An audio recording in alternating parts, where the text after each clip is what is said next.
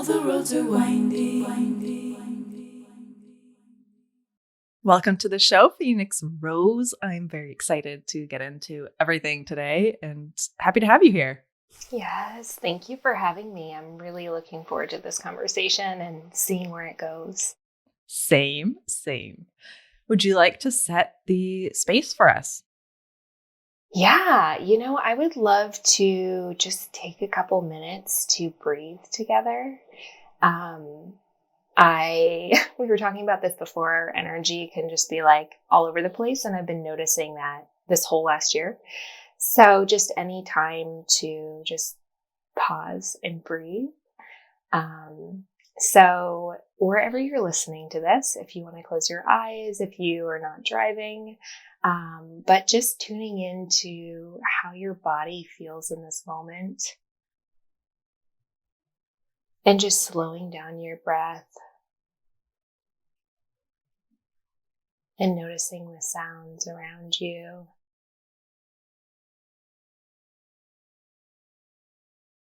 And just tuning into your heart space and feeling gratitude for this moment. And all of us connected in this virtual space.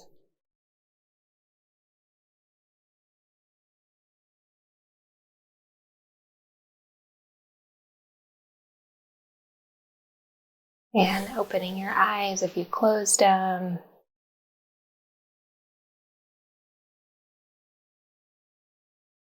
And just keeping it really simple. Thank you. I love breaths. I know, it's so good. It's so good. And it can be so simple and just our energy can shift. I just think it's amazing. Wow. Well, thanks for leading us in that. And I'd love to know, who are the people you are from, your lineages? Yeah, thank you for that question. I love that. I most identify with my Irish lineage. Maybe it's just my skin and being white and growing up white and really feeling like I didn't fit in. And when I was, I think 17 or 18, I was like, I need to go to Ireland.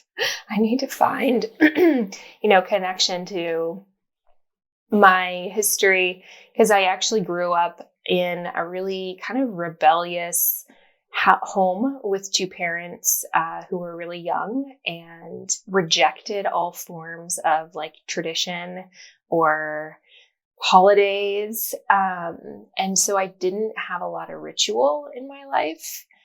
They both sort of disconnected from their families. My dad was from the West Coast, my mom was from the East Coast. And so I think I'm still on a journey of reconnecting with what it means to be connected to my lineage or my ancestors, and what rituals I want to claim. And so, yeah. Did you ever go to Ireland? I did. How was it? Yeah, it was amazing. I loved it there.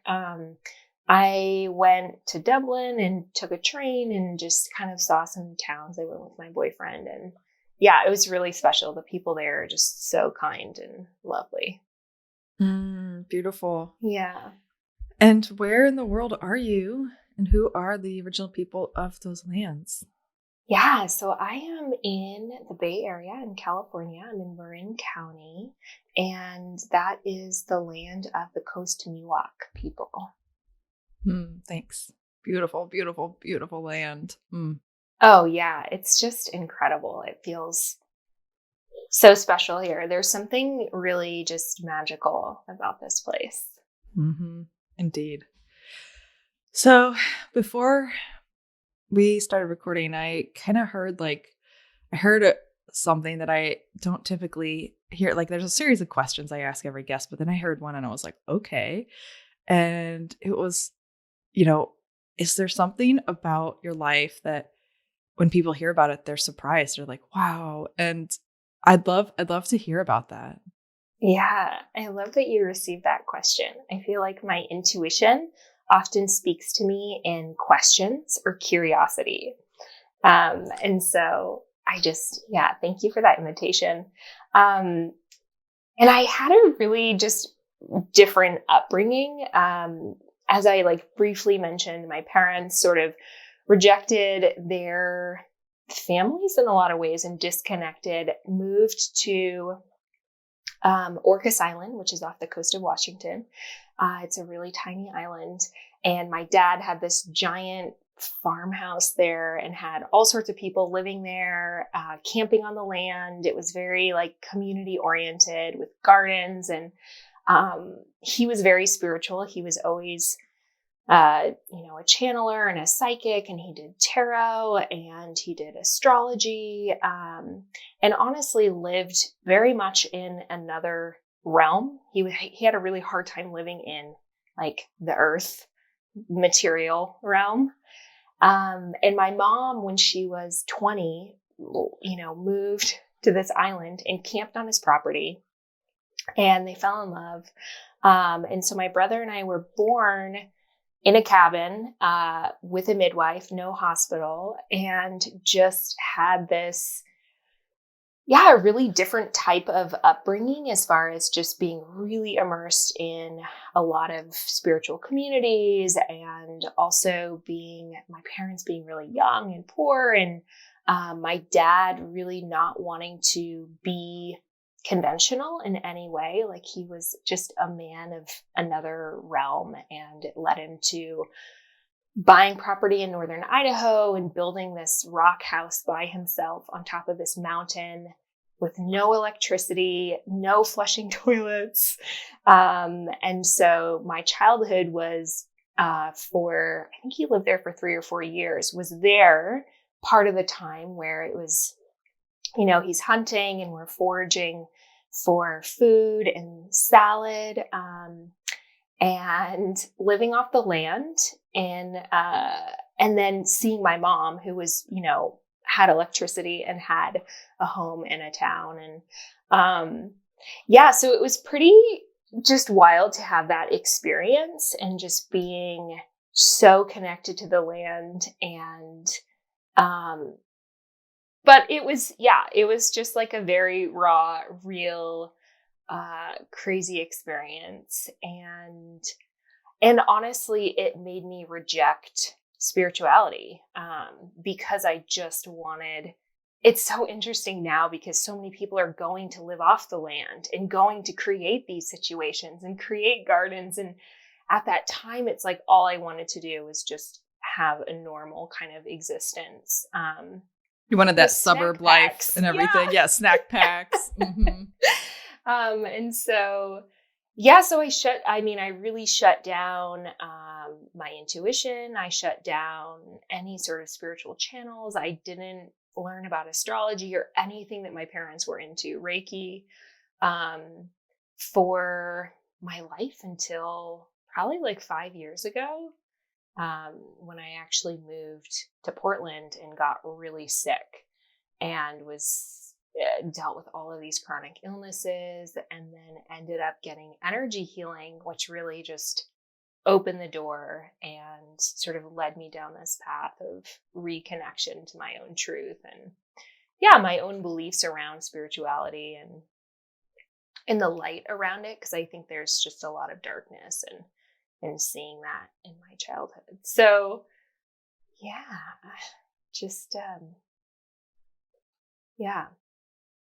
It's amazing. Thanks for sharing that. And it's wild because you're right. So many people today are looking for that commune life or community. They're like, let's recreate the village. Let's go back to the land. And especially with COVID, and you can't buy land now within an hour of New York City. And it's like everything's snatched up. And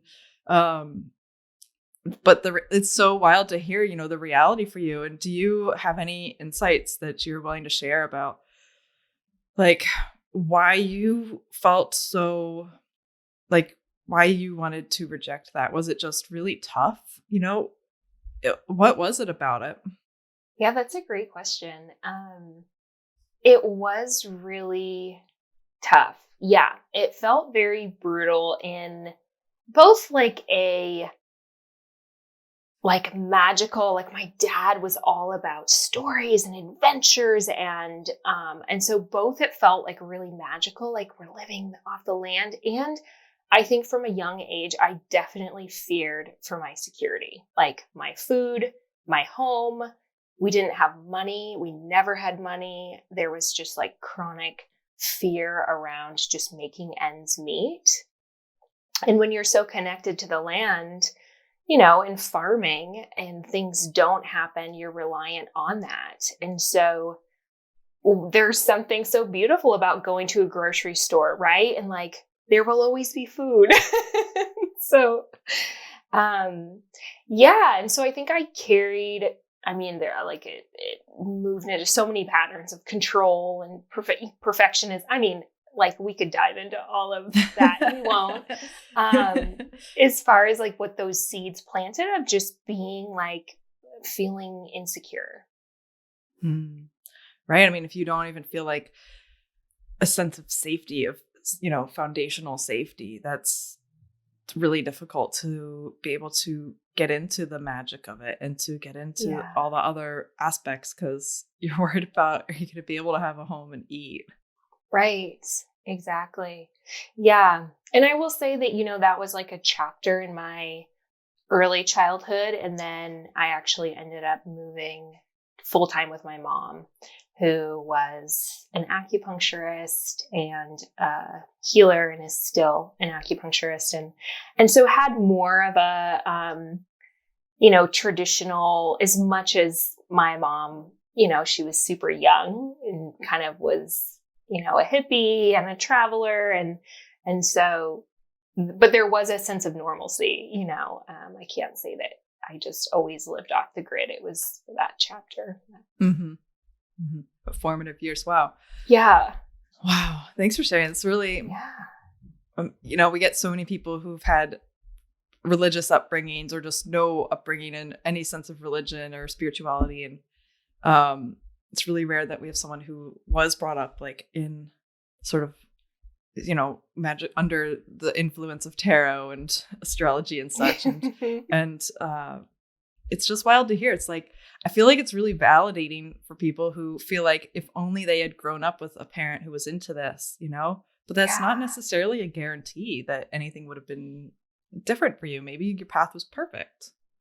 It's so true, right? It's so interesting. I mean, my dad, I grew up and he would just talk to spirits. Like he was friends with spirits who were in the house. He would point them out. He would say that I communicated with spirits.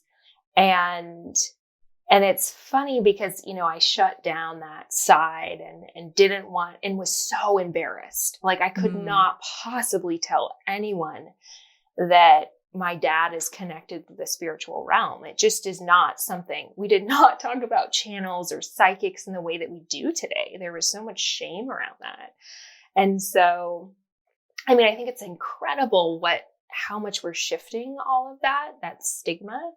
And it's funny because when I, you know, went down the path of like reconnecting and getting my own Reiki certification and really wanting to open up to my own spirit guides, I was like, well, how do I talk to them? You know, like, hello. And so, yeah, it's interesting. It wasn't like, I would say it did give me tools deep inside, but yeah, it doesn't mean that you're going to be this incredibly super tapped in spiritual person because you had that upbringing. You can just, really reject that because the rest of the world is rejecting it at that time. So true. So true. Would you say now, like, are you a medium? Are you a channel? How has that come back? If it has, what does that look like now? Yeah, I would say I'm definitely a channel in my work as far as working one-on-one with people. It definitely comes a lot more. It opens a lot more when I'm in sessions. I feel like I'm more of a channel and a voice for other people than when I'm trying to channel for myself or get answers for myself. And What I appreciate about the sort of integration of seeing my dad's way, where he really lost himself in that realm and had a really hard time getting a job or just being, in the world. I feel like my approach is a lot more grounded in containers. It's like I open the channel for an hour session, I close the channel, and even turning these spiritual gifts into a business too is a whole other realm. As far as what are the boundaries around that in your relationships and relying on money. So yeah, I would say it's a lot more of a modern approach or just, my own approach that I've created that allows me to feel really safe and not just blown open all the time trying to function in the world in that way. Yeah. Mm-hmm. Yeah. I imagine, wow, your dad sounds like a really interesting person. And yeah, imagine it was pretty tough for him to figure out, it sounds like he figured out what to do with himself in his life, building a rock house on a mountaintop. But I can identify earlier me, I felt like I, was an alien on this planet and was like, there's no possible way I can ever live a normal life in everyday society. I felt that. So have you ever felt that? Yes, absolutely. I still feel kind of that where I'm like, where do I fit in? How do we make this work? Yeah. Yeah. And I think there is a part of me that wants to go build a house on top of a mountain and sort of reject what's happening. I mean, so yeah, I get it. I completely, yeah.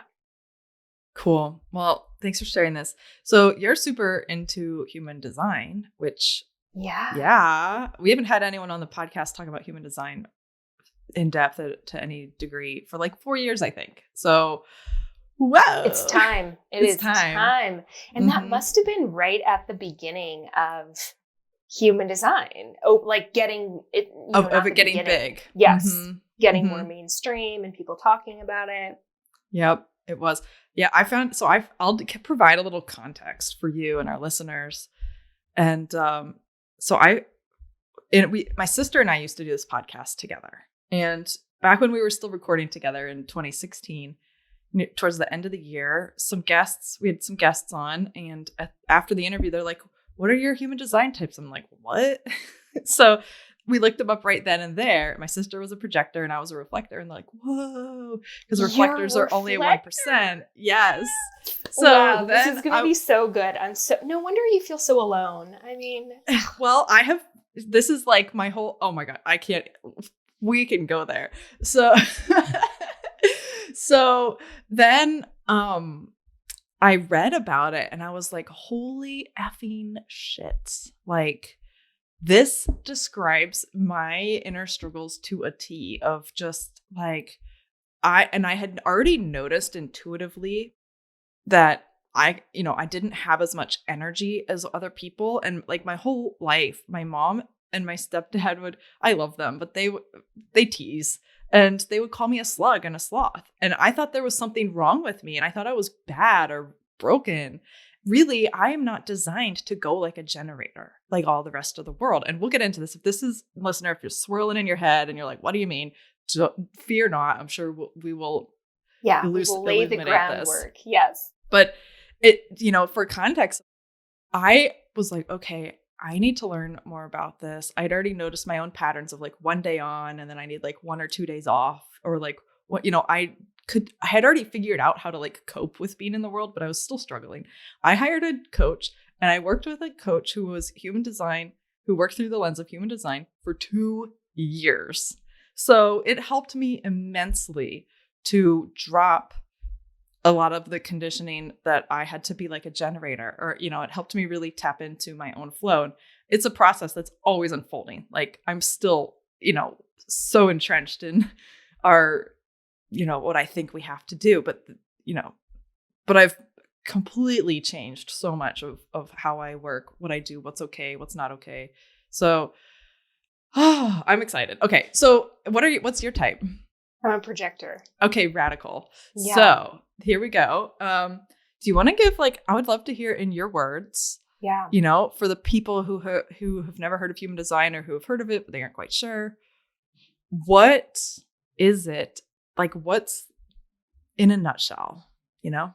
Yeah. What does it do? What does it do? How does it help people? What does it do? Mhm. But what does it do? But what is it? How do we use it? What does it do? I really appreciate your reflection. I can't wait to just hear more about that. Your reflection, my little reflector. So human design is a system that combines many different modalities into one. So it combines the Hindu chakra system, the Chinese I Ching, the tree of life, and quantum physics. Am I missing anything?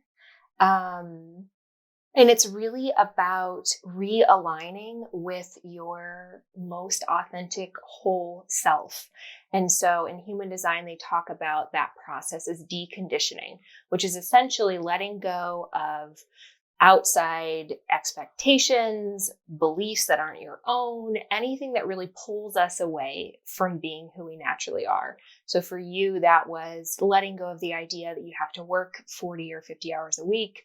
That's letting go of, all of these ideas of what we look at sort of as perfection in our society, which is so work related. That's so much of my own process, is like letting go of ideas around how much I do and my worthiness around how much I do. So there are 5 different energy types in human design. So what we're talking about, projector, reflector, those are one of the 5 human design types. And would you say that the 5 types kind of relate to like your sun sign in a sense? Like, so I look at them as sort of, yeah. So it's essentially your energetic body and aura, which is really how you exchange energy with the world around you.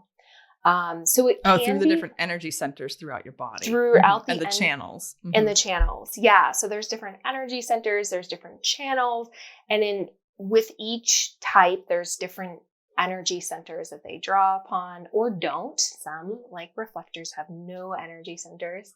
So it could be kind of looked at like astrological sun signs, because it's really, similar to astrological sun signs, there are sort of the innate shadows or challenges with each type. There are the innate gifts with each type. And dependent upon our upbringing, who our parents were, what their types were, who our best friends were, we can, have a different experience. 2 Geminis with 2 different parents are going to carry life out in different ways. So yeah, so that's the most basic. I would say, there are so many nuances and layers to human design. If you pull up your human design chart, it's like there's so many directions you can go. But really, I feel like the most dramatic, transformative results are really just from understanding your type and your strategy. Same. Yeah. And it's like, if you can understand, the nuances of your type and the challenges and the, common conditioning, and then your strategy is really how you make decisions and find clarity and move through life, then you can really, go as deep as you want. But that's just, those are really profound. Cool. You want to outline what the 5 types are, and then we can get deeper into the strategies? Yes. All right. Yeah. So the 5 different types are, like you said, the reflector, so your type, and your strategy. Should I just say the strategy at this point too? Sure. We can get deeper in, but yeah. Yeah. So the reflector is to wait a lunar cycle, which I'm curious how that plays out for you. I've only known a couple projectors. Manifestors, and their strategy is to inform. So reflectors are the most, I kind of hate saying the most rare type in this percentage, because I feel like sometimes people don't feel special, or I don't know. I've just people noticed are like, certain I'm things. a generator, and they're sad. I'm like, damn it, I wish I could be a generator. Yeah. I know. So reflectors, manifestors, generators, manifesting generators, which is a combination of the manifestor and the generator, and projectors. Those are the 5 types. Yeah. Yep. And then projectors, their strategy is wait to be invited, or I say wait to be recognized. I like that. Yeah, just because I think it's, I like to use language that's just more, I would say more modern than maybe the approach that Ra Uru developed, or the language he developed. Yeah, so manifesting generators and generators both have the strategy of to respond.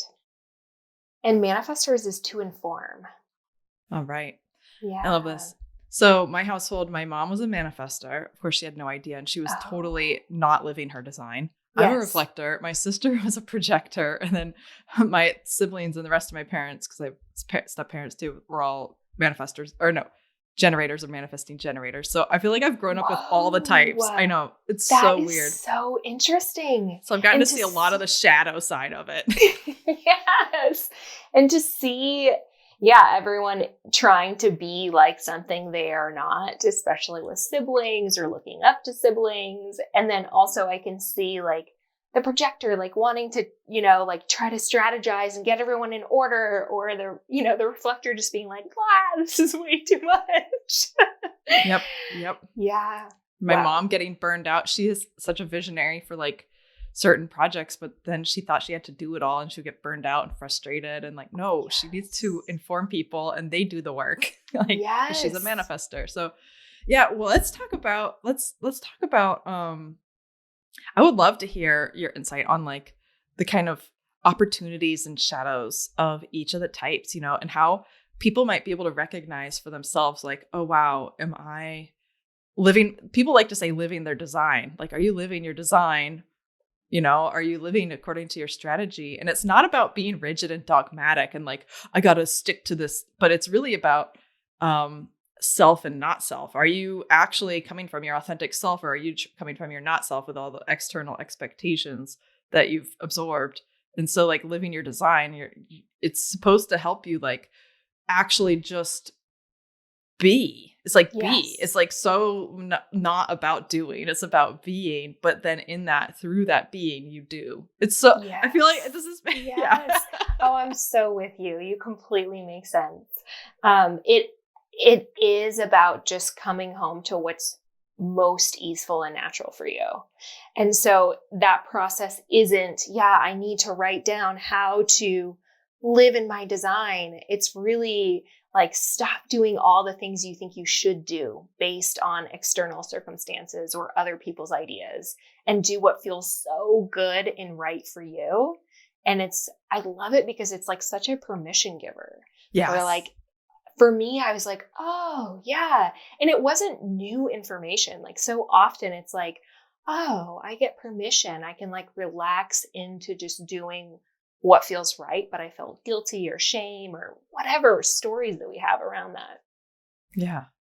Okay. I love this. Let's start with projector, because that's your type and you have the most intimate experience with that. But tell us a little bit about what it looks like for a projector to be living their design versus to be not living their design, to be in the shadow of it.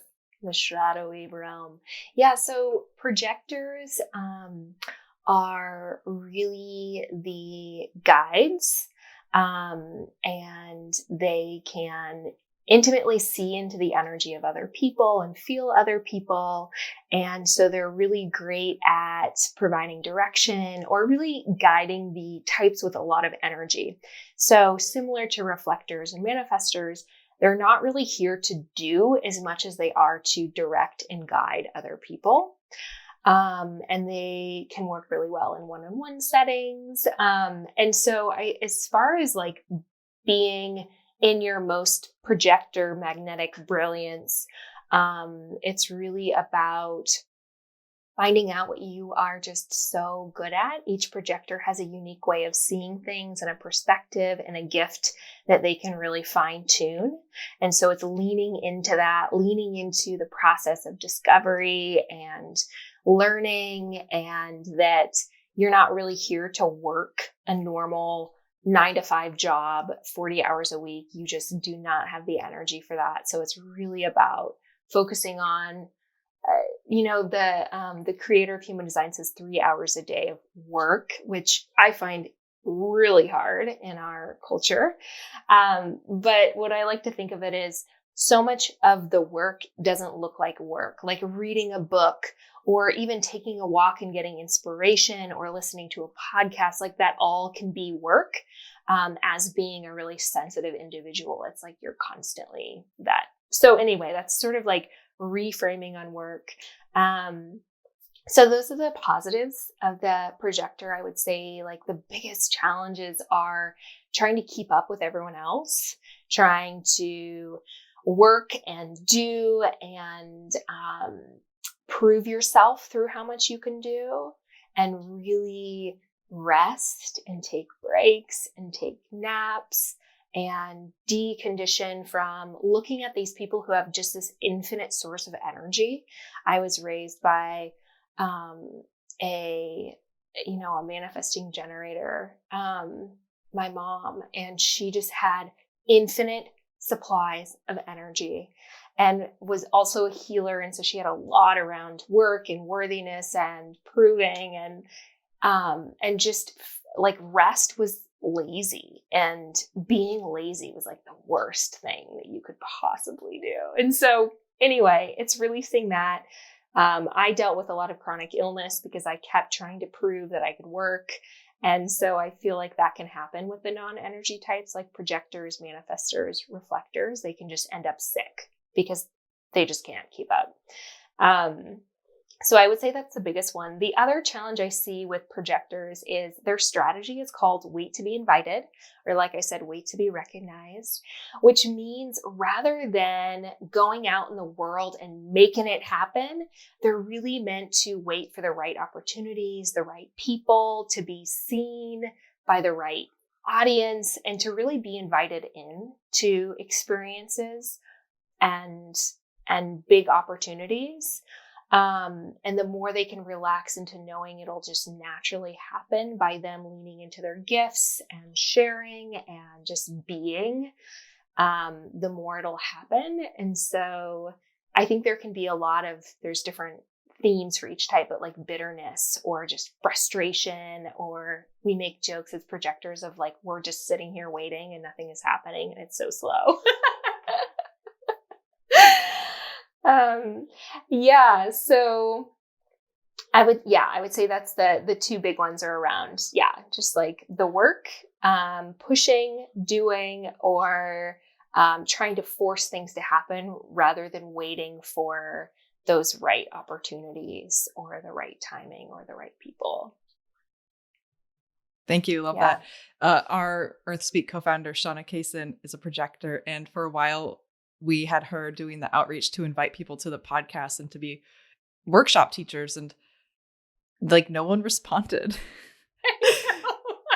We were like, is there something wrong with us? And then I was like, wait a second, Shauna, let's have Jade do it, who's a manifesting generator. And then it was like within hours, people responded. So, it's very wild. Interesting. Yeah. I know. It's so frustrating. I imagine. And I've noticed the same thing. I bring in human design into the way that I do business coaching for clients, because I found that a marketing strategy for a projector versus a manifesting generator is going to look very different. And when I've tried to have sales or had any sort of 24 hours, limited supply, like none of it worked. Sales do not work. And then if I literally just do nothing, people reach out to me and want to work with me. Wow. It's just like, Wow. Someone I feel like there's a lot of projectors out there who have a lot of questions. So I think it's cool if we spend a little extra time with projectors, because it's tricky, especially in business. And I have a friend who's an amazing human. Actually, she's been on the podcast, Stephanie Benedetto Padovani. Y'all, if you recognize them, if you listen to her episodes, and she's a projector, and she's really, I think she knew about human design, or maybe she found out about it from me, or I don't know. But when we met, we talked about it a lot, 3 years ago. So for 3 years, we've been talking about it. And I've loved watching her understanding of it evolve. And I love it. Like you said, wait to be recognized. And I think, she really has been feeling into, okay, what is this? Is it like a literal invitation? No, it doesn't have to be this literal, you're invited. It's like, it is that recognition. And so tell us more about, like, I feel like this is a theme I see in my projector friends, and it's something that people can get really caught up on. Absolutely. Yeah. And I think that's why I liked changing in how I teach it and how I've shared it with people. I've changed that word because it does cause a lot of confusion, the way to be invited. And yeah, you can think about a literal invitation. You can think about, does that mean, something that's more formal or something, versus I think the recognition is really that someone sees your gifts. They see you for your wisdom. They see you for your knowledge. And it's just an openness. And we can often feel that openness, naturally with people. It's like and projectors love to share. They see so much. They know so much. It's like I grew up as a projector and wanted to give my opinion to everyone because everyone was doing it wrong. And that's your gift, is like, you can see, so you can go so deep, so fast. And yeah, go ahead. I have so much to say about that because growing up with my sister, I get it. Yes. And so it's really feeling into, okay, are they open to receive this, or am I wasting my energy? Because really at the root of it is that we don't have a lot of energy. So we don't want to waste it on the wrong audience, the wrong client, the wrong people, the wrong friends, whoever it is that we really want to share with.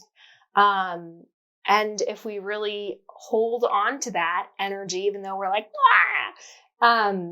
then it's so much better utilized. And so I think, in business, your newsletter community, those people already recognize you. You can share as much as you want. You can invite as much as you want.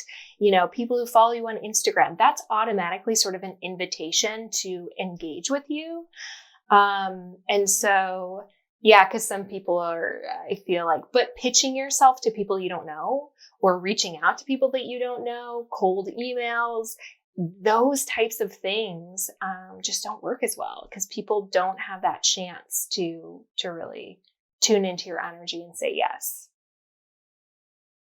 Yeah, cool. Yeah, I've seen that. And, I've seen, like, in my sister, she can tunnel in so deep, so fast. And sometimes people just aren't in the mood. And then they feel like irritated because they feel violated because they're like, wait, what? Oh, yeah. I don't. And it's not like the projector did anything bad or wrong. It's just they did exactly what they're wired to do, but just not with the right person at the right time. Like, that other person just wasn't open to receiving. And I think that is something I've seen a lot of projectors go through, that kind of frustration. Well, then you get sort of rejected. Exactly. And then you go into a whole thing around it's about you, or it's really interesting. I'm a Gemini and a projector, which I think makes me excessively want to share and chat. And two, I've been around those people, where they just don't know the line of like, just, nope, I'm not ready to dive into this. Or like, yes, you see my patterns and you see my shadows, and yet I don't want to dive into it with you, So I think it's a lifelong journey for projectors. But it feels so good when you share with those who really want to receive and they reflect that back. Like, projector love language is like, wow, that's amazing. Tell me more. Asking questions, and projectors are like, oh my gosh, I feel so good. So, yeah.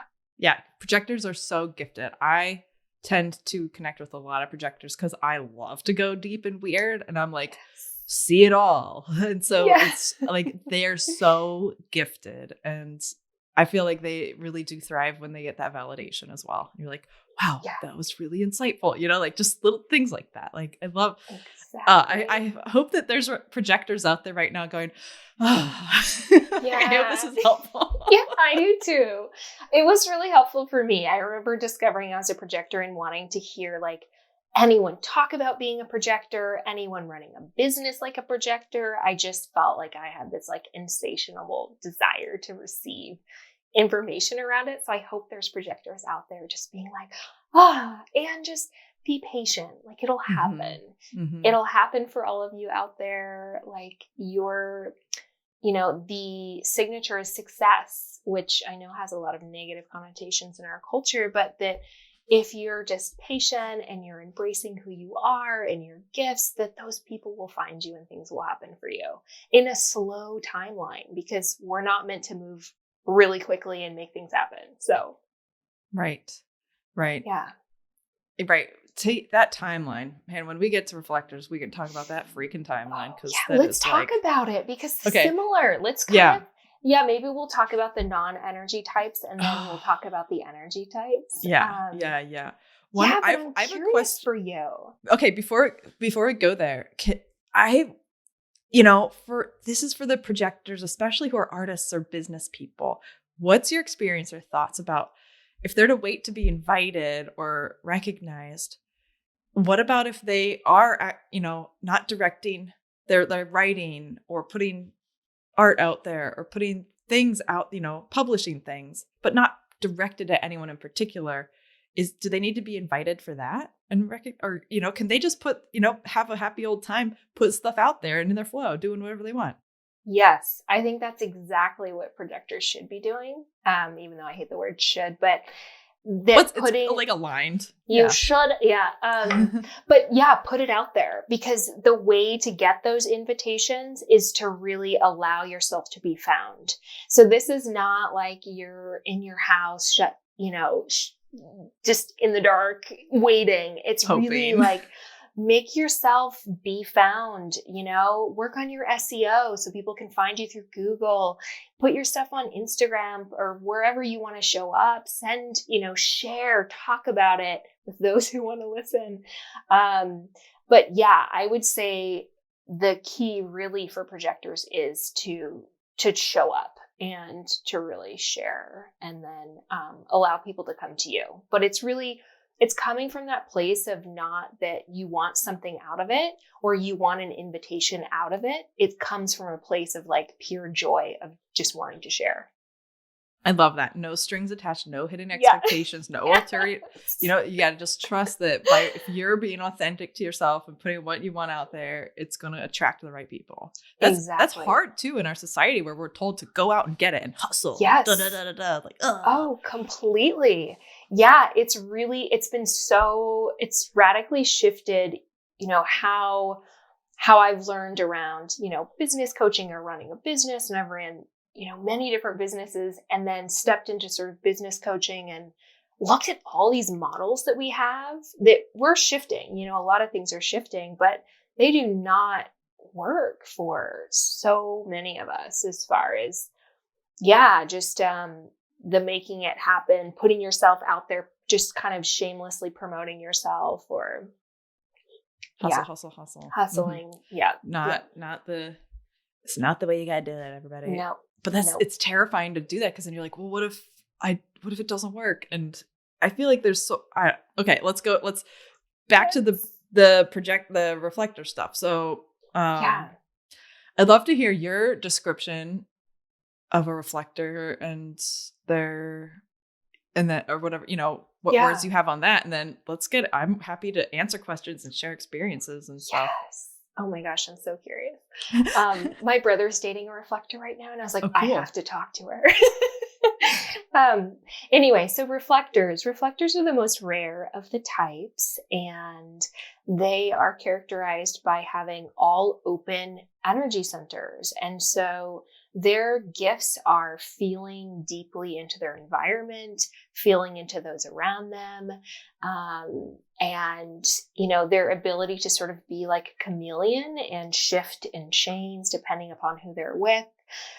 So this is so incredible just to have the gift of, tuning into someone's emotions and feelings and energy and wisdom and gifts. And also is really challenging for reflectors, as I can imagine, to be so open and really making sure. So reflectors, it's really making sure that they're in the right environments, in the right communities, in places that really feel really good, so that they can just also feel really good, because if there are situations, environments, homes, wherever that looks, that's really going to impact them in a really deep level. So that's 100% my experience for sure. Yeah. Mm-hmm. And I would say, I'm curious too, how business looks for you, because as far as reflectors, they're really letting go of the plan per se, and just being really present with the unfolding and with where life takes them. And so I'm curious how that, and so their strategy to wait a lunar cycle means waiting 30 days for any big decisions. So as far as this like hustle culture, this do culture, this make it happen, I think about reflectors is just so different. So yeah, what has that experience been like for you? I'm like, where do we even start? Any reflectors out there? Hello. I see you. I feel you. I hear you.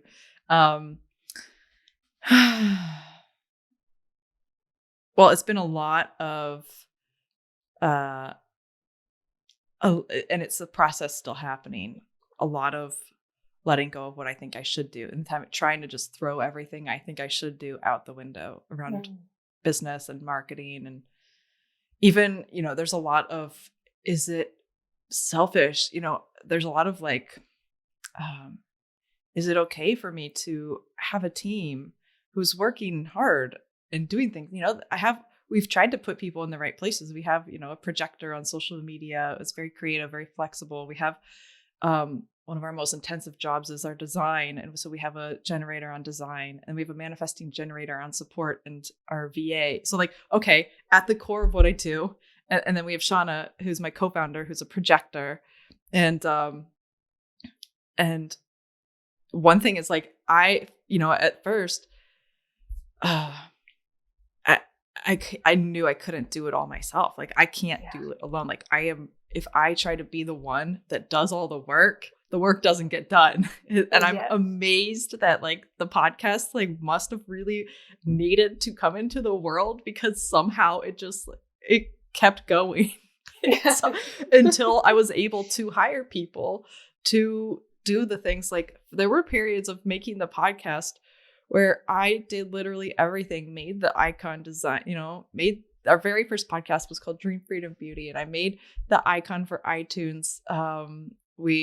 I made the website. I did all the copy. I set up the email list. I like literally did every little thing. And I think my sister had some sound experience, so she edited the audio. But after she left to go focus on music, I edited the audio and I did the show notes and I did everything. And it was awful. Much work. It was so much work. My podcast is on pause because I need to hire. I was doing all the things and I was like, I can't. I have to hire. I need to build a team. That's the only way this is going to work. Exactly. You got to build a team. You got to first hire I made was, I think, a show notes writer. Second hire was finding someone on Fiverr to edit the podcast. Now we have it's all in our team. It's all done on our team. Our VA also edits the podcast. I guess she's like she's like a production assistant, not a virtual assistant. Yes. She's a production assistant. And so having a team and being able to give myself permission, and like Shauna is so supportive of me. Thank you, Shauna. Of me learning, okay, where can I be more spacious? Because when I am spacious and I have that's when the things come through that need to come through that move us forward. And it's so funny, like in the past few weeks, I guess in the past month, I hired a new coach. Actually, I hired Stephanie, my friend, to be my coach because she freaking gets me so deep. And she's a projector and she doesn't put her agenda on me. She just lets me, I don't know what freaking magic she does. And so it's like the projector. It's amazing. It's so projectors are amazing coaches. And I'm not saying that because of me. And it's true though. It's true. It's just their gifts. They're like meant to coach and manage and do these. Yes. It's like that's their gift. And just they don't have to see do that, deeply into you and who you are and what would serve you, Exactly. And through this coaching, I've realized so many things that I'm carrying, so much pressure, constant pressure I put on myself and expectations I put on myself because it wouldn't be fair to my team or da da da da da. And when I am able to take those off, I'm actually way more productive. And Shauna's like, I don't care what y'all are doing or whatever. She's like, you're actually executing more than ever. And I love it. And I'm like, wow, I'm actually taking pressure off and not doing so much of the things I thought I had to do. And it's so confusing and scary because I'm like, is this selfish? Am I bad? Do I deserve this? Is this taking away from others? But no, being able to drop the pressure, being able to have, I need a lot of spaciousness, a lot of spaciousness. And it's through that I am just able to tune in to exactly what wants to come through. And so often, whatever I'm writing or sharing, people are like, God, I needed to hear that like right now. And I think something I've noticed as a reflector, it's so funny. I did not grow up. So I grew up, I'm just going to go in like all reflector story. But I did not grow up in a healthy environment. I did not grow up with healthy people. I grew up extremely, I was sick. I was like sick my whole life. And I still have a lot of chronic health issues that are highly improved, but I still live with them. And a lot of trauma, and it's amazing. I'm like, wow, it makes so much sense why I actually, as a kid, I was narcoleptic. I would just fall over and pass out and fall over. And I'm like, wow, I was like, fuck this life, fuck this reality. I need a fucking break. And I remember as a kid sitting and thinking like, I wish I could just not exist for a minute. Wow. And like that pressure, like the intensity, and then being called a slug, never having energy. My parents wanted me to do sports and band and and all these things and like go to school. Like going to school was so overwhelming.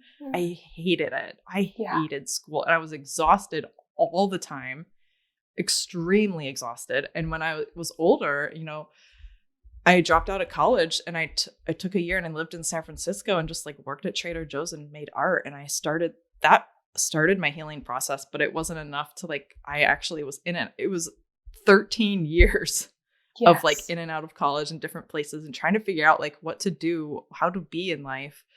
And it was when I finally finished college and I was in grad school for soil science. I was so burned out and I was just like so sick and so done. And this was around the time I started Dream Freedom Beauty, the podcast. And I think that's when I started to really give myself more spaciousness. And it's been an unfolding journey for like the last 5 years, really, of accepting that. And that's a nutshell. Is so a nutshell. Yes. I mean, I could go on and on and on and on and on and on. So yeah.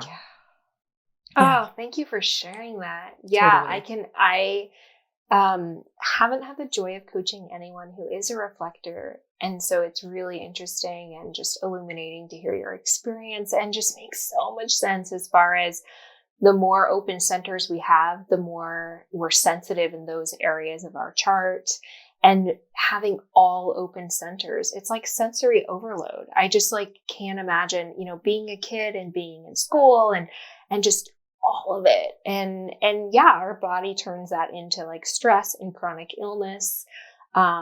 So yeah, really coming back to, I just love that you have so much spaciousness and just Thank you. allowing yourself to be open and receive, and just, that's so good. I mean, it's been a challenge because even, I don't have kids and I've chosen not to have kids because I'm like, wow, I finally feel pretty good in my body and my life. I want to enjoy myself. My whole life has been so hard right now, up until now. But it's been a challenge because, after grad school, I was fortunate, we were just barely able to survive on just my husband's income. And so I was able to take that spaciousness, and it was kind of like not even fully out there clearly, I was just kind of like, I'm doing it. And we actually had some arguments about it because he was like, I don't want to be a sole provider. And I was like, I can't work. Like, I'm sick and I can't do this. I can't do normal. If you want to have a happy wife, we can't be normal. Like something has to be different. I'm working to figure out how that looks and what that means in order to like shift, so that I don't have to have a 40-hour work week like normal people, going to a job that I feel exhausted and come home and being exhausted and like I can't do that. So it was hard because he was really struggling with being a sole provider and with all of what we gave up in me taking this space. And, I like to think of it like I am privileged and I was able to take that space and I had to kind of fight for it. And it was really, it almost like broke us up. But, ultimately it's helped me heal a lot and create a business now that is beginning to stand on its own, and it's feeding, multiple people, and we're figuring out, how can this become a sustainable, flourishing thing? Like Earthspeak is not yet at like sustainable and flourishing. We're still figuring that out. And, but it's there, like all the signs are always like, it's there, like the foundation we've been able to build by pulling back, slowing down, healing, integrating, being spacious, taking advantage of my privilege and this opportunity and creating something like this. It's so wild that what's come from it is that me being more able to sense and have this spaciousness and be here, I've attracted a community that is healthy around me. My team is my first little ring of community, and then our Earthspeak collective, and then all of the podcast listeners and people who are connected. And I've attracted them. And it's amazing how by just honoring my own needs, other people's needs are reflected in those needs. And by creating a space that I needed, other people get the space they needed. And it's not selfish at all for me to do this. In fact, it's opening up spaciousness for other people who need it. Maybe not on the level that I need it, but enough that like they get permission and they get tools. And I had to learn how to be grounded. I had to learn how to clear my energy. I had to learn how to create boundaries and discern when other energies were interfering with mine. I had to learn all these skills. And now that's exactly what I teach. And it enables, it empowers people, and it enables them to step a little bit away from their to-do list, to step away from the machine, and to step away from the isolation that we feel in our modern society. And I've literally created a space that I needed, but everyone else needed too, and that we couldn't have alone. We can only have connection together. That's what I needed. We needed connection, spaciousness, and a place to really just be. And that's what I made. And it's so fucking amazing to me. So I'm like have chills. It's so incredible. It's really, I look at like the reflectors and the projectors and manifestors too as the sort of new leaders, because they've had to shift their way of life that's actually a lot more in tune with nature and with natural rhythms. And those are who we should be looking up to. So yes, we should be looking up to you and what you've created, because you've had to learn these tools and you're so much more in sync with what our bodies actually need and what our life can look like. And so it's just incredible to see these visionaries and these leaders really rising up, like you rising up and sharing that. And I hope that there is a reverse sort of like, because even those who have a lot of energy expend so much. And so they also need that. The generators, the manifesting generators, need that pulling back and that pause and that sort of like collecting all of our energy and reevaluating what we're doing and how we can best use our energy versus moving so fast that we don't even really know what we're doing, you know? Mm-hmm. Oh yeah. 100%. I do want to get onto the other side, so I'll share one other thing because we didn't really touch on the strategy, which probably boggles a lot of new people who are newly reflectored. They just found out they're reflector and they're like, what the fuck? Like a 20, it's 28 to 30. I guess a moon cycle, I think 29.5 days, but 30. I don't really track it. I have tracked it, but that is very useful because I know. And it's not like, what should I have for lunch? Where should I go for dinner? Yes. It's like, should I commit to this person? Should I? Yeah. And even if, so there's, oh my God, if anyone's a reflector and y'all want to talk about this, just hit me up because I can help you. But in my experience, I'll have an initial impulse. Like, okay, here's an example. A couple of years ago, I really wanted to do herbal distillations. And I was like, so on fire. And I remember like shopping and learning about them and reading about them and like looking for the stills to buy to like make hydrosols.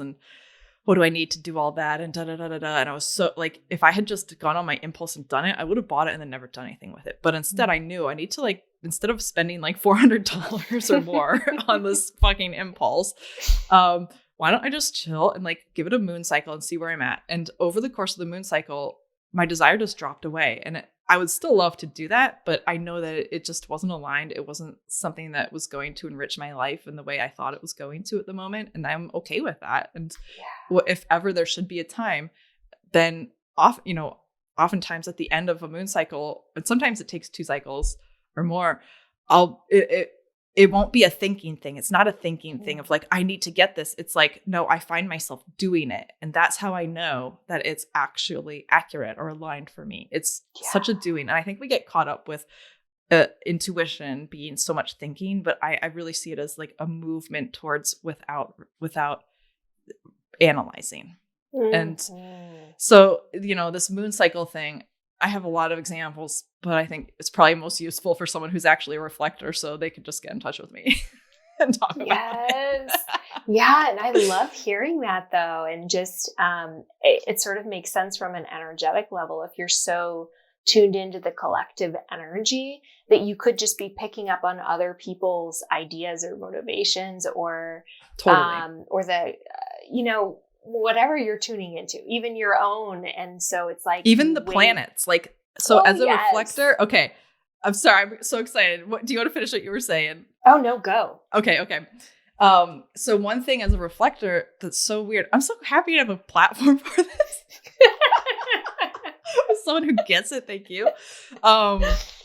Especially for any reflectors, even if there's one reflector, we have 6,000 listeners at least. So there's like 1 in 100 reflectors. So there's 60 reflectors listening likely. So for those 60 reflectors, this is for you. This is for you. You matter too. Wow, that was a lot of math. Okay. Oh, so as a reflector, I think a lot of the rhetoric says stuff around like we're here to reflect the collective. But I think it's actually not even just about the collective. We're not here to be some like channel tool for the collective. We're not here to just be like, here, collective, this is what you need to hear. We're here to experience this full spectrum of energetic influences happening on Earth.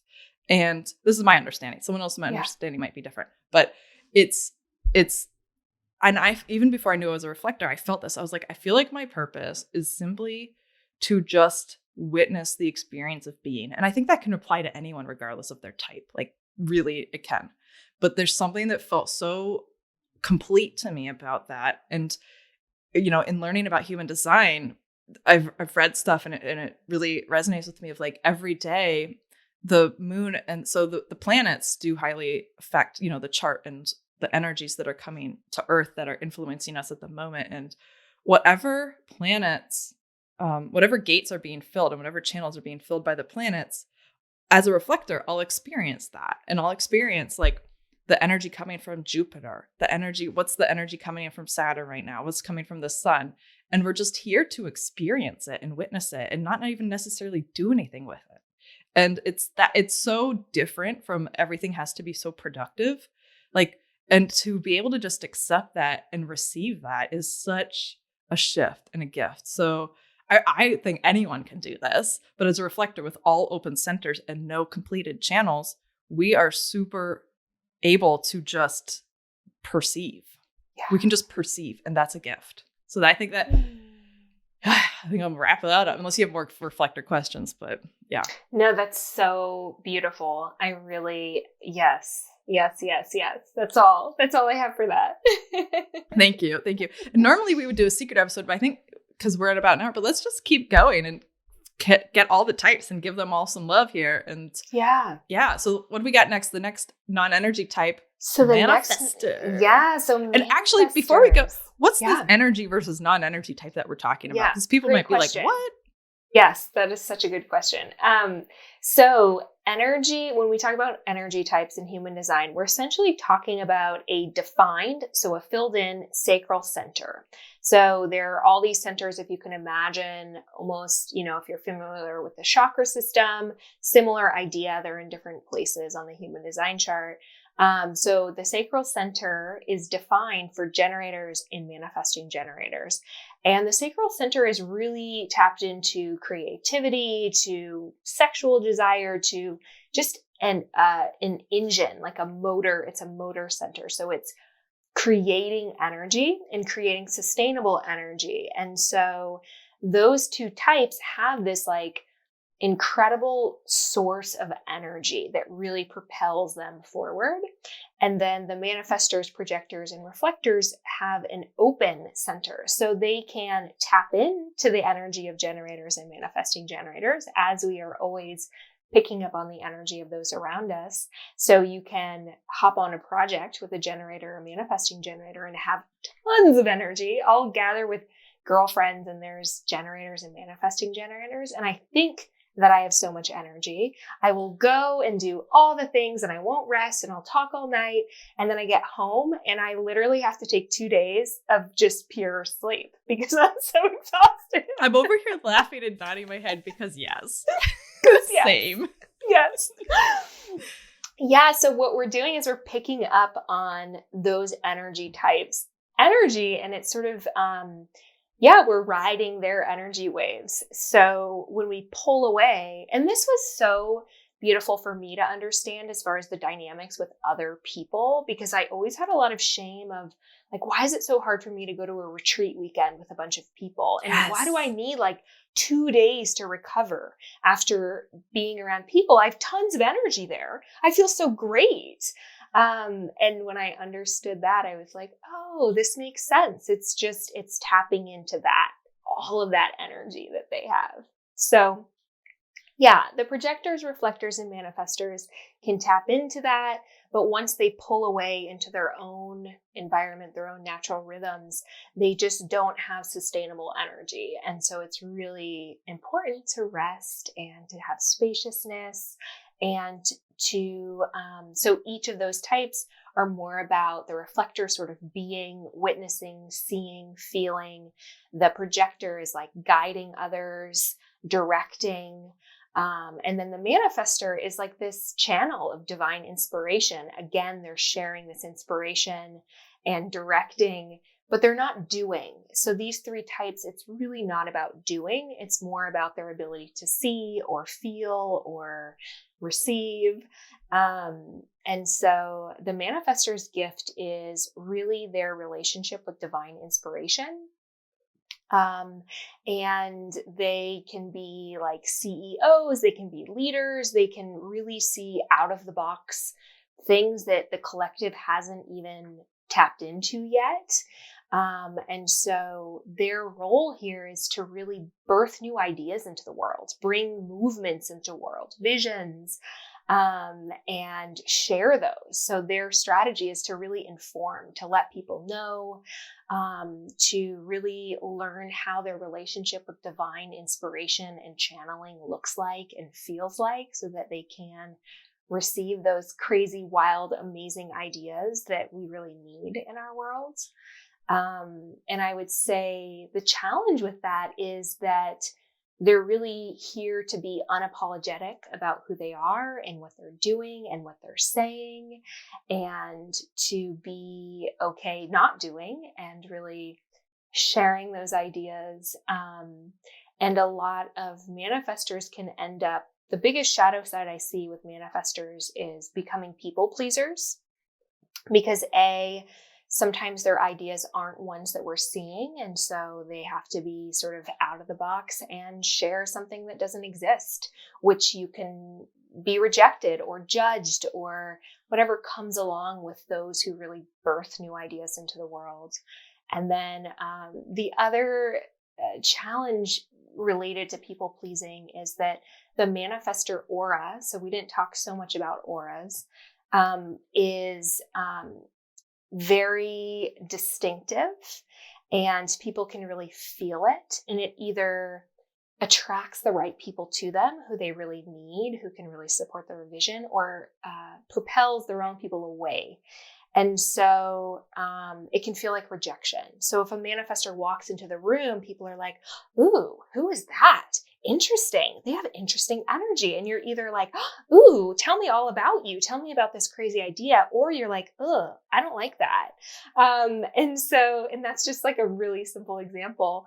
And so they can start to be like, is this about me? Is this about my idea? Do I need everyone to like me? I need everyone to accept me. And so I just always remind the manifestors that they're really here to really embrace their own way, their own ideas, and not seek outside validation or other people's opinions to really move forward with their ideas. Because they want to move really fast. That's the other thing about manifestors. They're like, they get an idea and they're like, let's do it. Let's make it happen. And so support can be really great for manifestors in business. Like you mentioned, like your mom, really creating a team of support. And then their strategy to inform is really letting people know when they have a big idea so people can support them, so people can be part of it. I know a lot of manifestors can be kind of secretive, like they're sort of behind the scenes and they don't want to talk about it. And so I'm always reminding them to like tell people what you're up to, share. Even those who have a manifesting generator with more manifestor influence can kind of be a little bit more behind the scenes. And so. Love that. Thanks. Yeah. And something I hear, people hear like manifestor, but I can manifest too. And it's not manifestor like manifesting in making things happen. It's, I don't, tell us about that and make that distinction because everyone can manifest. Because everyone can manifest. Yeah. So the manifestor, OR, is more about, so in human design, it's really about these quick intuitive downloads that you receive. And that relationship that you have with divine inspiration. But yes, we can all manifest. It's not about like, these are the only ones who can manifest. It's just like this quick impulsive urge that they receive. And so that's the sort of way like reflectors are sort of like feeling all the time. The manifestors are like download. Cool. And can kind of receive things in that way. And if you're a manifestor out there and you're like, that doesn't happen to me, this can be a process for any of this, for any type. It's really about, our own conditioning, our own shedding, our own becoming. It's not like anything that I share, nothing is black or white. It does not mean that this is your experience. This does not mean this looks exactly like it for you. So I just like to always say that. Cool. Especially with like the manifestor type. Yeah. I love that. My favorite example of a manifestor is Martha Stewart. And she, really saw a gap she was like, people want to live this certain quality of life, but they can't afford it. And she bridged that gap and brought her designs into Kmart. And that's how she became the first female self-made billionaire. And she truly, I'm like, dang. People either loved her or they hated her. Or hated her. Yeah. So polarizing. And that's just part of the design. Mm-hmm. Yep. Exactly. Wow. Yeah. Is there any other like, I feel like you covered manifestors pretty clear. I mean, probably a manifestor out there's like, I have questions, but I don't know because I'm not a manifestor. And I've only hung out with like one of my best girlfriends is one, and she seemed pretty healthy in her design, and then my mom. And so, they're kind of rare too. They're like, I think like 8% or something. Yeah, they are. Yeah, they are pretty rare. I've coached some manifestors, and have some manifestor friends. I have a circle of women that we meet virtually every week. And we're meeting monthly for longer retreats, and we have all of the types. Except we don't have a reflector. Oh my gosh. I'd be like, come in. Are you hiring? Accepting applications for. But yeah, we have a manifestor in there, and it's always interesting just to see other people's dynamics. And she she really does rise up to be the leader in a lot of ways in our group, and is doing a lot of deconditioning around any sort of shame of being bossy or because we're like, hell yeah, lead us. We need it. Like, organize us, tell us your idea. And so it's been really fun to practice those ways that we can like really lean into the things we naturally do. And manifestors can be really incredible leaders or CEOs or just have these big visions. Mm-hmm. Right. And then I guess that's great. And then in my mom's example, she has these visions for like renovating houses. And so as a child, we would like move into a house, they would renovate it and DIY it all. And my stepdad is an architect, so he of course can like design things, but they would DIY it, and it was just always, intense. And finally they had enough money and realized like, oh, we can hire people to do it. And like, I feel like that's like her living her design is being like, okay, here's her visions for these renovations are amazing. And her plus my stepdad is just such an amazing team. Yes. And they like, my mom has this vision. My stepdad also has a vision and puts all of this together into the design, and then other people make it happen. And, she hires people to help with like, a kitchen designer to help with certain things, but I'm like, I don't want to pick out all, like, she's got a gift, and it's so cool to see like see her go from not living her design of doing all the work herself to being able to direct it. And that like makes such a difference. Absolutely. Yes, absolutely. I love that. And like for her to, and like that informing is like letting people know she needs help, letting people know what she needs as far as within the house, like really rising up to direct.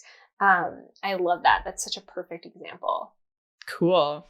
Okay. Yeah. So energy types. So the two energy types are generators and manifesting generators, and they have a lot of similarities. So based on your chart, you can either have, even if you are a manifesting generator, you can have more manifestor influence or more generator influence. So generators are, they are really here to follow their desires and to follow what lights them up. And that creates the energy to keep showing up. So again, that's that sacral center that really lights up when they're in a place of doing things that they love, that feel expansive. Generators can be really devoted to like fine tuning or craft, or they can be really connected to their work. I always think about them being really devoted to being of service in their community. And the more that they lean into the ways where there's a clear need that their community wants it and they're really lit up, that's really what they should lean into. Because I would say the biggest shadow side I see with generators is really needing to derive a sense of worth through work, through doing, through being of service, through, and that desires are selfish, that there's something like bad about what I'm supposed to just like live this life that's just really lighting me up. But generators are so expansive and their energy is like so warm and welcoming. And so if they're doing something that lights them up, it's already serving the collective. It's already uplifting those around them. So there's a lot of like deconditioning around that. And then their strategy is to respond, which means that they are similar to the projector rather than initiating, which I will say the only type that can really truly initiate is the manifestor. Like true manifestor or a manifesting generator can have that manifestor influence. But like there's my teacher, Jenna Zoe, talks about we're kind of having a shift in the collective. So back in the old days, the ancient times, like kings and queens were manifestors and they were kind of like leading the charge, and the generators were those who were working and who were building and who were creating, and there weren't really a lot of projectors and reflectors, and we're sort of shifting things. So that was a total tangent, but so generators, they can be very devoted to work, as I mentioned, and the manifesting generators, that's what I was talking about. They're in response. I got on a total tangent, like ancient times, medieval times. Yes. Here we go, Vaseline. I know.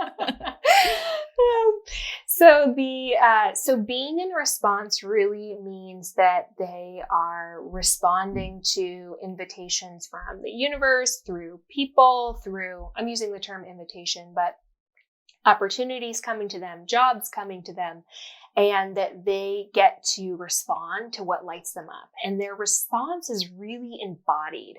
So it's a very physical experience of like, oh, yes, that feels good.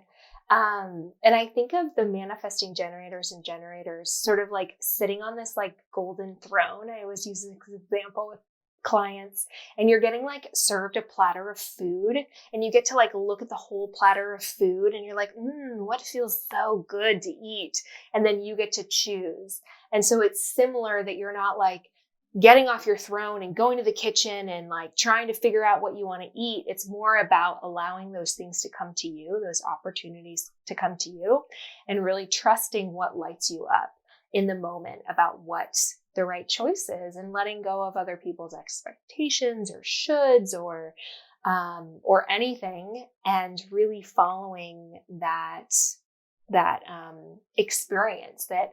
And if that's new for people, if they don't know what a yes feels like, then it's a practice. They get to sort of tap into and discover how that feels in their body. And generators and manifesting generators can do really great to practice that muscle by getting asked yes or no questions. So my partner's a generator. And so rather than being like, where do you want to go tonight? I will be like, do you want Mexican or sushi? And then that triggers his ability to, I know this sounds like so simple. I love it. I feel like that's so helpful. But yeah, then he can start to tune into, ooh, what does that feel like? And what does that feel like? And so they do really well with that sort of like leaning back, trusting that their magnetism will bring all the right things to them. And then really choosing what feels good.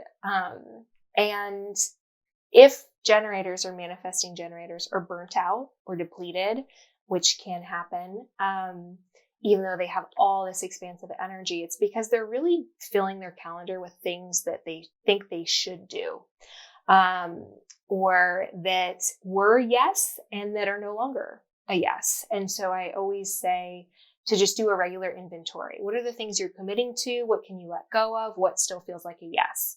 And have that practice if you are in a place of burnout or depletion. All that. And so like that to respond is for both generators and manifesting generators, right? Yep. Mm-hmm. And then the subtle shift with the manifesting generators is that you have that manifestor influence. So what that kind of looks like in the blend is you are very like a multi-passionate, multi-talented. You get all sorts of ideas. Life can look a little bit non-linear as far as like, you get different things, you get different downloads, and you're really meant to follow all those little paths. Like, yeah, learn how to arrange flowers. Yeah, learn about herbalism. Yeah, do that. And you will create something out of it. So it's really that process of gathering, of, again, following what lights you up, trusting that it'll all make sense as you go along, and letting go of any sort of disappointment for other people, or that you're flaky or all over the place. A lot of manifesting generators can get labels about being like all over the place or flaky or, and really that's just who they are, and they're very in the moment. And I always say to not make long-term commitments for manifesting generators so that they can be in the moment with what's lighting them up.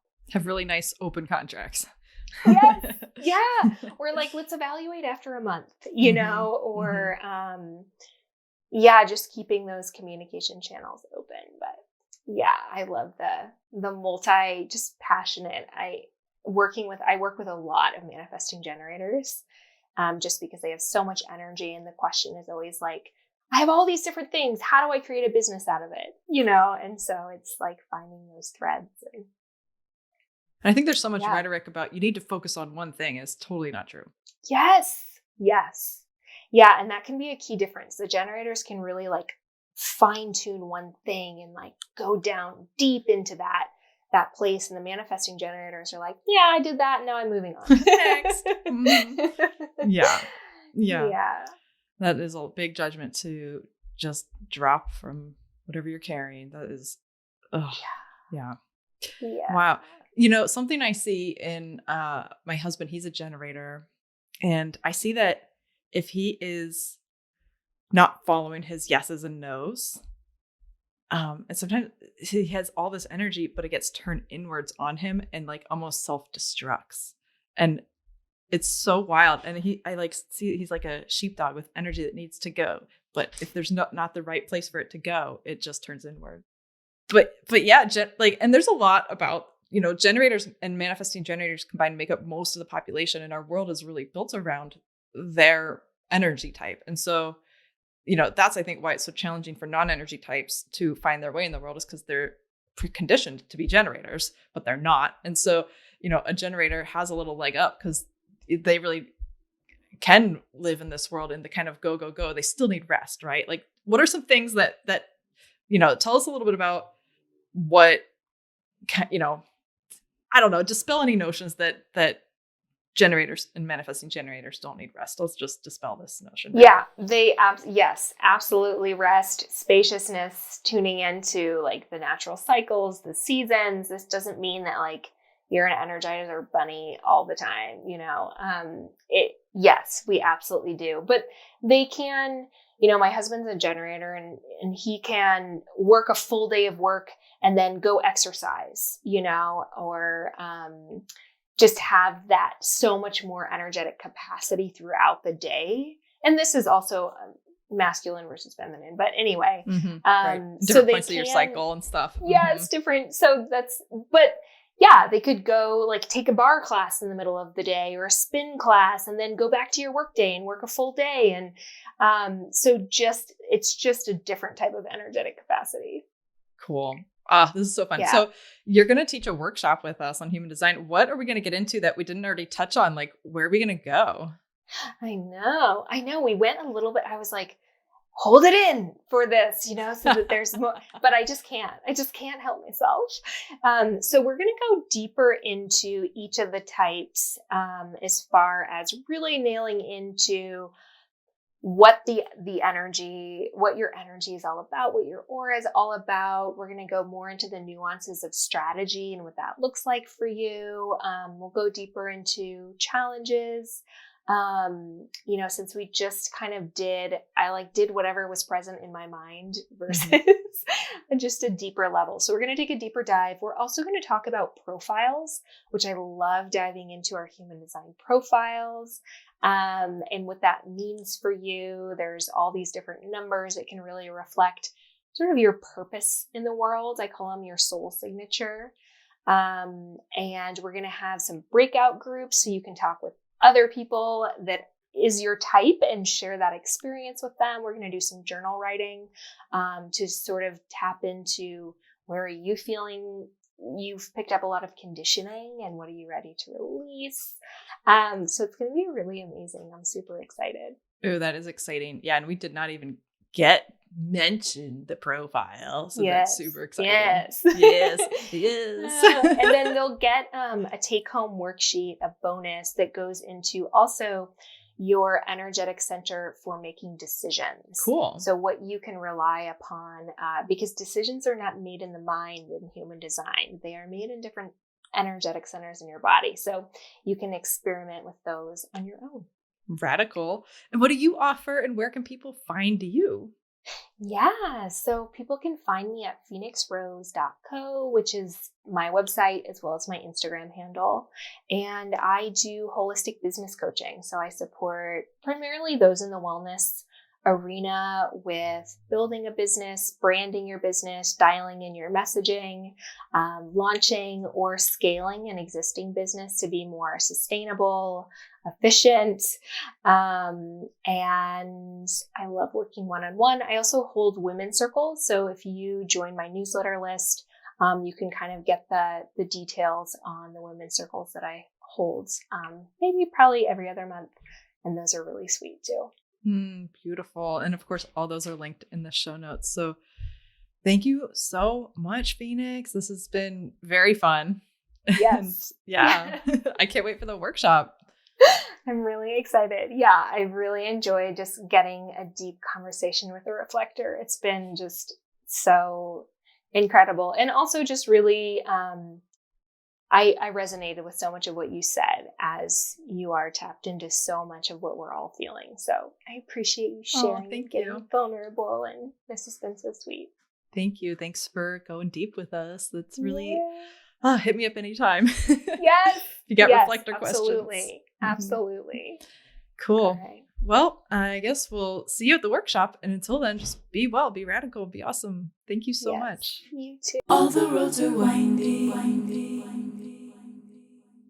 Listen to over 200 free EarthSpeak podcast episodes on your favorite podcast app, and visit earthspeak.love to learn about our collective community and workshops.